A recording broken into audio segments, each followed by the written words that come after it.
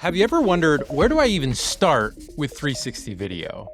I realize that while these cameras are more flexible than ever before, picking them up for the first time can still feel overwhelming. The thing is, it doesn't have to be this way. While the end results can look like a magic trick, the truth is, they've never been more straightforward and easy to use. I've compiled all of my best tips, tricks, and lessons into a series of free videos to help you get the most out of Insta360's action cameras. Whether you are getting once-in-a-lifetime moments on your next adventure, or capturing important memories that you want to relive for decades to come, you don't want to mess this up, so I want to help you get the best shots possible.